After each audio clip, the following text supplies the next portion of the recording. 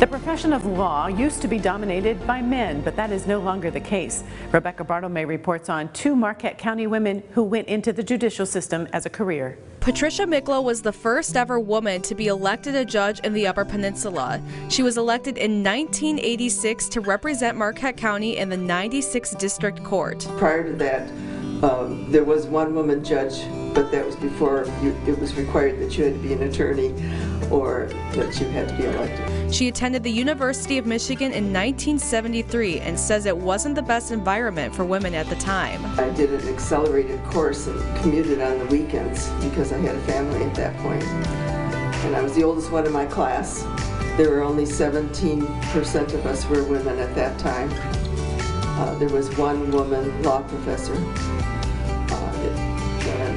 It was not a really friendly place for women in law school in that era. In school, Miklo grew a passion for studying domestic violence, which launched into the focus of her professional career. Our first published article was the first in the country on domestic violence. We called it Wife Assault at that time, and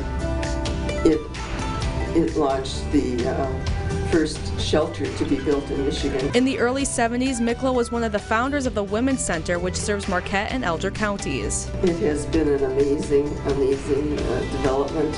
I'm so proud of that center.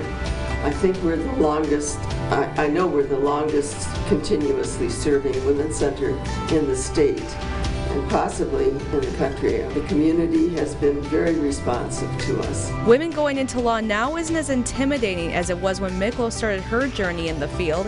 After about 14 years as district judge, she retired. Fast forward to today, and two women are currently judges in Marquette County, one of them being 25th Judicial Circuit Judge Jennifer Muzuki. I grew up in Marquette and I was gone for about 10 years.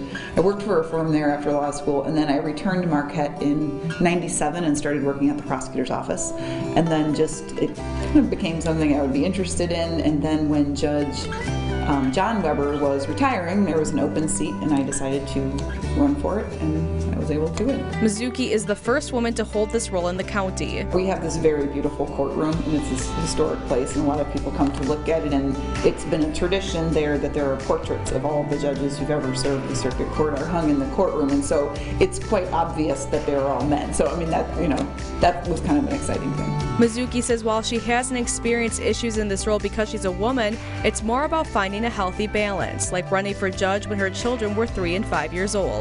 My work is busy. There are a parent who has employment is also juggling a lot of things, and I think that I do think about that issue often when my work feels busy or time consuming, that there are a lot of people with all kinds of jobs who have those same issues trying to balance. Still to come on our special report tonight, the story of the Gossard girls. Find out the history of the historic building as well as the profession of creating women's lingerie.